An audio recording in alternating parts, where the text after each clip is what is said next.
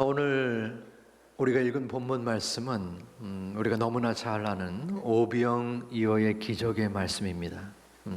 기적이기도 하지만 하나님께서는 이 말씀을 통해서 우리의 믿음과 우리의 감사에 대하여 이야기하십니다. 예수님이 무리들을 불쌍히 여기사 무리들을 향하여 병자를 고치셨습니다. 말씀을 선포하셨어요. 그러다 보니까 시간이 많이 지났습니다. 15절 말씀에 보니 저녁이 임하였다라고 기록이 되어 있습니다. 본문 15절 말씀 우리 함께 볼 때에 저녁이 되매 제자들이 나와 이르되 이곳은 빈들이요 때도 이미 저물었으니 무리를 보내어 마을에 들어가 먹을 것을 사 먹게 하소서. 이것은 제자의 요청이었습니다. 예수님께서 집중하여서 말씀을 증거하고 또한 병자를 고치시니까 저녁 시간이 된 것이에요. 그리고 덧붙여서 제자들은 이곳이 빈들입니다 라고 말씀합니다. 빈들은 광야와 같은 것으로 먹을 것이 없고 오직 하늘만 바라보는 장소입니다.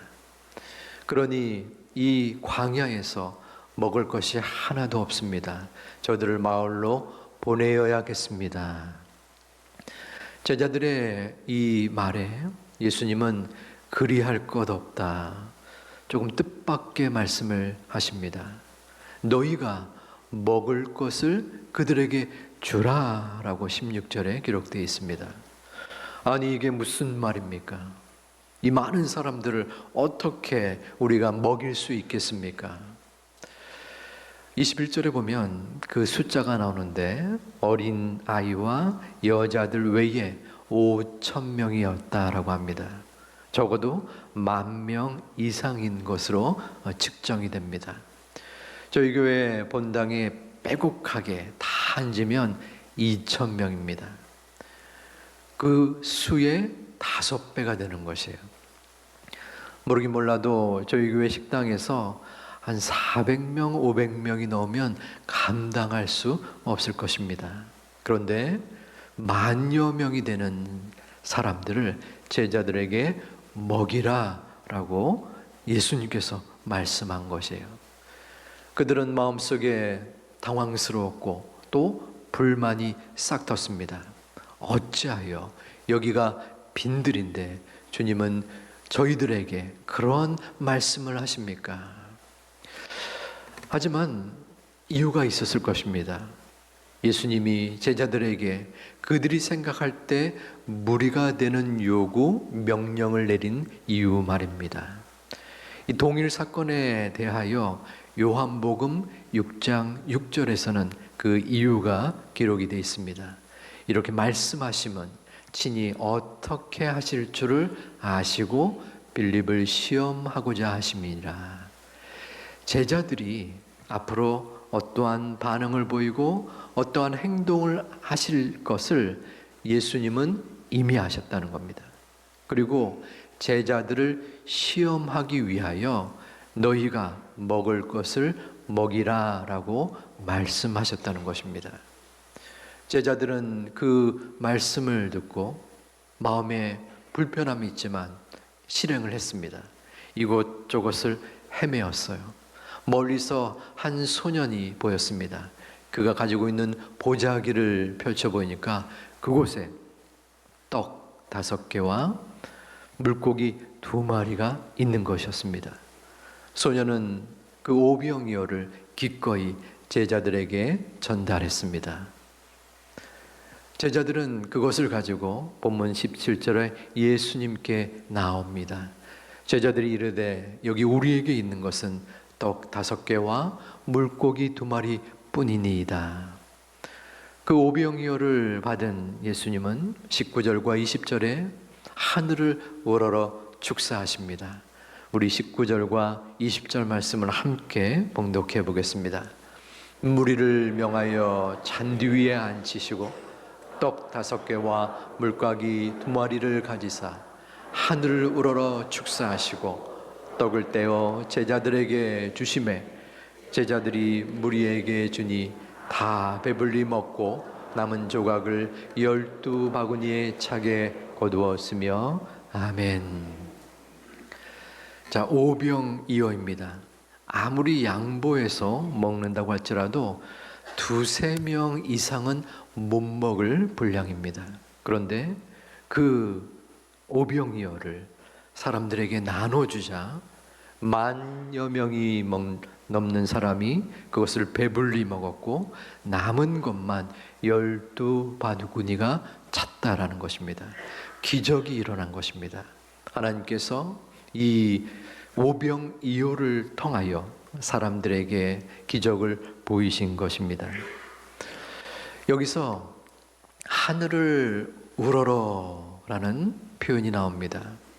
이 우러러라는 것은 하늘을 쳐다보며 존귀 여기다라는 의미가 담겨져 있습니다. 당시 유대인들은 기도를 2가지로 했는데요. 하나는 나는 죄인으로서 머리 숙여 기도하기도 했으며, 또 하나는 나에게 도움을 주옵소서, 주님 감사합니다 하는 심정으로 하늘을 쳐다보며 기도하였습니다. 이때에 예수님께서 기도한 것은 도움을 주옵소서가 아니라 하나님 감사합니다, 이 오병이어를 주셔서 감사합니다라고 뜻하는 것입니다. 이 감사의 표현은 다음 축사하시니라는 그 단어에도 연결됩니다. 이 축사의 원어적 의미는 좋은 것을 말하다 혹은 감사하다라는 뜻이 담겨져 있습니다. 역시 예수님은 이 오병이어, 내가 가진 것이, 우리에게 주어진 것이 이것뿐일지라도 하나님 감사합니다 라고 말하는 것입니다. 바로 예수님은 이 감사의 표현 그리고 이 믿음의 증거를 제자들에게 보이기 위하여 너희 먹을 것을 주라 라고 말씀하셨고, 이 결과까지 예측하면서 지금 몸소 감사에 대하여 이야기를 하고 있는 것입니다. 우리는 빈들에서 서 있습니다. 제자들은 빈들에 있습니다. 빈들에 있는 상황 속에서 비록 가진 것이 오병이어일지라도 하늘을 우러러 감사하는 마음을 가져야 합니다. 우리의 마음속에 기적을 주님은 보여주십니다. 그 기적은 저절로 이루어지는 것이 아닙니다. 우리가 가진 것을 기꺼이 주님 앞에 드릴 때 주님은 10,000여 명을 먹일 수 있는 기적을 우리들과 그 시대에 보여주셨습니다. 기적은 인간의 능력으로 이루어지는 것이 아닙니다. 기적은 오직 주님께서 일으키십니다. 하지만 주님은 기적 이전에 우리에게 믿음을 보이기를 원하십니다. 주님께서 바라시는 우리의 믿음은 우리가 빈들에 있을지라도 감사하는 것입니다. 나와 내 주변의 모든 것들 속에 감사는커녕 감사의 건덕지조차 없어 보일지라도, 느껴질지라도 그 이름으로 인하여 주님으로 감사해라 라고 주님은 저와 여러분에게 말씀하고 있습니다. 아니, 주님, 제 처지와 상황을 아시지도 못하면서 이토록 낭망되고 힘 좋은 상황에서 어떻게 감사를 그렇게 강요적으로 일방적으로 하라고 말씀하실 수 있습니까? 어떤 분들은 이러한 마음속에 섭섭함과 의문을 지닐 수 있습니다. 그럼에도 불구하고 왜 예수님은 어떻게 제자들에게, 우리들에게 이 기도의 요소를 강권하고 있습니까? 그것은 주님께서 우리에게 주신 것이 있기 때문입니다. 그 주님이 주신 것을 우리가 가진 것이 있기 때문입니다. 주님이 주신 것, 우리가 가진 것은 무엇입니까? 그것은 주님의 피와 죽음으로 마련된 생명입니다. 그 생명이 우리 가운데 구원으로 임재하였기 때문에 예수님은 우리에게 강권적으로 떳떳하게 과감하게 말씀하실 수 있는 것입니다. 너희가 빈들에 있느냐? 너희가 지금 광야에 있느냐? 너희의 마음속에 도저히 헤어나올 수 없는 절망 속에 임한다고 할지라도 내가 너에게 생명을 주셨기에, 지금까지 너를 이끌어 왔기에, 지금도 너의 눈물과 고통과 절망 속에 함께 하기에 두려워 말라, 놀라지 말라. 내가 너를 지명하여 불렀나니 너를 결코 혼자 내버려 두지 않을 것이다. 너의 빈들에서 너를 도울 것이다. 세상 끝날까지 너와 함께 할 것이다. 이 말씀이 여러분의 믿음의 말씀으로 받으시기를 주님의 이름으로 축원드립니다. 그렇기 때문에 우리는 버틸 수 있는 것입니다. 견딜 수 있는 것입니다. 낭만과 좌절 속에서 도저히 내 힘으로는 어찌할 수 없는 지금의 이 빈들에서 주님을 바라보며 다시 한번 힘겹지만 나의 힘이 아니라 주님이 주시는 능력으로 다시 한번 일어설 수 있는 것입니다. 그리고 우리는 고백하게 됩니다. 주님, 이 보잘것없고 미천하고 죄악투성이인 나에게, 우리에게 생명을 허락해 주시니 감사드립니다. 지금까지 걸어왔던 그 모든 시간들이, 내가 누려왔던 그 모든 여정들이 당연한 것인 줄 알았는데 당연한 것이 아니었음을 고백하고 또한 감사드립니다. 지금 내가 자연스럽게 당연하게 뱉고 있는 이 호흡마저도 주님의 은혜인 줄 믿고 감사를 드립니다. 지난 2022년 1월부터 지금까지 수많은 어려움과 괴로움과 힘겨움이 나를 엄습하고 나를 넘어뜨리려 했지만 아직까지 주님을 떠나지 아니하고 주님을 바라볼 수 있으니 감사를 드립니다. 주님께서 내 문제를 해결해 주어서 감사하기보다는 나를 이끌어 주시고 나를 돌봐 주시고 그 빈들에서 함께 하시니 감사합니다. 이 감사의 고백이 여러분의 삶 속에 이번 주간에, 이 가을에 더욱더 풍성하여지기를 주님의 이름으로 축원을 드립니다. 주님께서는 제자들에게 너희가 먹을 것을 구해라 라고 말씀하셨습니다. 만일 제가 제자라면 예수님을 향해서 조금 얄미운 마음이 들 수 있을 것 같다라는 생각을 설교를 준비하면서 들었어요. 왜냐하면 애들도 아니고 또 어려운 순간에 굳이 이렇게 시험하시고 또 교육할 필요가 있습니까? 하는 그러한 마음이 들었을 것 같습니다. 실제로 예수님의 그 말씀에 제자들은 당황했습니다. 그리고 여기저기를 헤맸습니다. 불만을 토로했습니다. 힘겨웠었던 거죠. 사실 주님은 다른 방법을 충분히 택할 수도 있었습니다. 만여 명이 되는 사람들을 향해서 야, 너희가 말씀을 듣느라고 수고했다. 그 옛날 이스라엘에게 만나를 내려주신 것처럼 내가 떡과 물고기 그 외에 풍성한 것을 이슬처럼 너희에게 내려줄 것이다. 마음껏 먹고 허기를 채우거라. 내가 하나님이요 하나님의 아들이요 이 전지전능한 이 땅의 주권자다 라고 충분히 하실 수 있는 분이셨습니다. 그런데 그 방법을 택하지 아니하셨어요. 물론 그렇게 하면은 하나님의 주권과 전능함이 이 땅에서 드러나기는 했겠지만 제자들에게 믿음에 대하여 감사에 대하여 교육하는 기회가 없어졌을 것입니다. 예수님은 믿음을 시험하고 또한 적은 오병이어일지라도 감사함으로 드려야 되고 또 그 감사가 기적을 낳는다는 것을 보여주신 것입니다. 제자들은 적어도 예수님의 그 말씀에 우왕좌왕하지 말았어야 했습니다.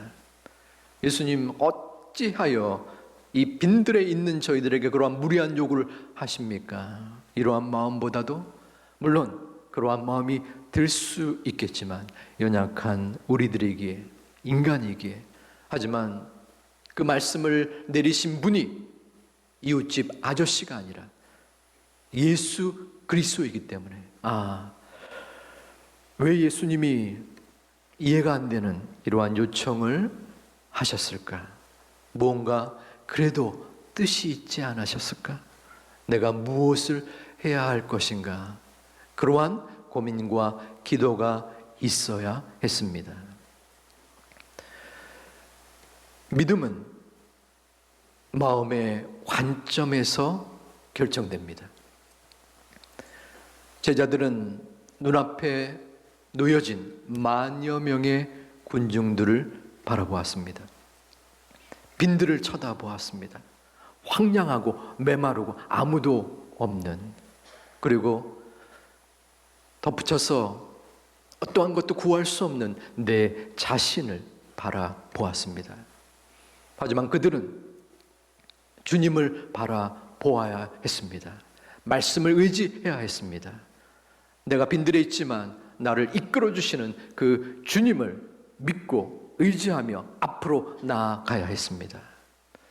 여러분들은 어떠합니까? 우리들은 어떻습니까? 빈들에서 서 있을 때 아무도 나를 도와주지 않는 것 같아. 어떨 때는 포기할까 하는 마음까지도 들었던 지난 순간순간의 광야에서 여러분들은 무엇을 바라보십니까? 주님, 감사요? 감사는커녕 감사 건덕지도 찾을 수 없는 지금의 내 꼬라지를 주님 과연 아십니까? 그런데 어찌하여 감사하라고 말씀하십니까? 너무 무리한 요구 아닙니까? 어쩌면 우리는 마음속에 연약함을 드러내기도 합니다. 저는 그 모습을 책망하거나 또한 옮기라고 말하고 싶지는 않습니다. 저 또한 그런 마음이 들 수 있습니다. 지난주에 제가 아는 어떤 분이 장례를 당했습니다. 저랑 친근함을 가지고 있었던 교수님이셨어요. 그분의 아내가 암으로 소천을 한 겁니다.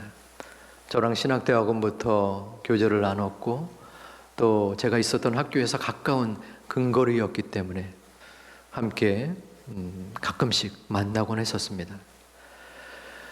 유학이라는 거, 어떠한 직종이든 어떠한 영역이든 장사든 모두가 힘들지만 오랫동안 한 길을 걸어가며 그 목적을 이루는 그 여정이 결코 쉽지만은 않습니다. 그리고 그 공부를 마치고 본국에 돌아와서 그 자리를 구하는 것도 어려웠습니다. 시간 강사를 통해서 몇 번씩 오랫동안 노력하다가 간신히 한 학교에 적을 두게 되었습니다. 이제 조금은 여유 있게 살 수 있는 그때에 암 진단을 사모님이 받은 것입니다. 아이가 고등학교 조금 더 손길이 필요한 그때 그 사모님에게 소망의 기도가 있었습니다. 앞으로 1, 2년 시한부 진단을 받았는데 그렇게 기도를 했다고 합니다. 하나님, 우리 아이가 수능고사 볼 때에 도시락 싸줄 수 있도록 저를 지켜주세요.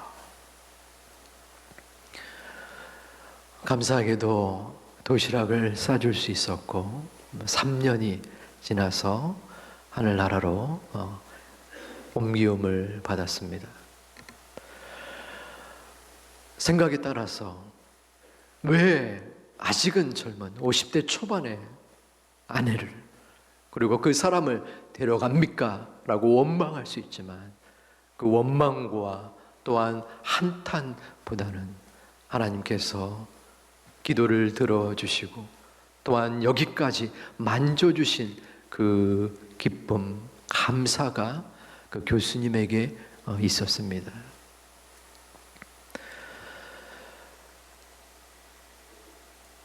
감사는 기적을 낳습니다.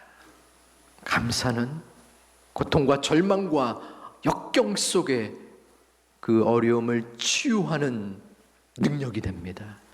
감사하는 사람은 결코 주님께서 그냥 내버려 두지 않습니다. 감사하는 자녀를 우리 아버지 하나님은 어떻게 해서든지 책임져 주시고 이끌어 주십니다. 그분이 바로 우리의 아버지 하나님이기 때문입니다. 감사할 수 있는 것은 오직 은혜입니다. 은혜가 없으면 우리는 감사할 수 없습니다. 우리는 은혜가 아니고서는 하루도 한순간도 살 수 없는 연약한 존재입니다. 그러기에 우리는 은혜를 찬양하고 은혜를 간구하고 은혜를 앞으로도 추구해야 합니다. 그 은혜의 가장 중심적인 요소는 저는 감사라고 생각합니다. 마음속에 우리는 고백하시기를 소망합니다. 빈들의 마른 풀같이 시들은 나의 영혼. 여러분들의 영혼은 어떻습니까? 떳떳합니까? 자랑스럽습니까? 물론 그것이 하나님께서 원하시는 모습입니다. 그러나 우리는 매 순간 넘어지고 쓰러지고 하나님 앞에 눈물 뿌려 기도하게 됩니다. 빈들의 마른 풀같이 시들은 나의 영혼입니다. 주님, 저의 영혼을 불쌍히 여겨 주시옵소서. 저를 붙잡아 주시옵소서. 내가 할 수 있는 것이 아무것도 없습니다. 내 힘으로 이룰 수 있는 것이 없습니다. 나는 많이 감사하고 싶은데 나의 마음속에는 감사보다 불평과 불안과 불만이 더 많이 솟구쳐 흐르는 것을 부인할 수 없습니다. 감사하게 하여 주시옵소서. 말씀 안에 거하게 하여 주시옵소서. 그리하여 빈들의 마른 풀같이 시들은 나의 영혼에 함께 하시는 그 주님을 바라보며 나아갈 수 있도록 도와주시옵소서. 이 감사와 찬양과 주님 앞에 드려지는 소망의 기도가 더 한층 이번 한 주간 이 가을에 충만하기를 주님의 이름으로 축원드립니다.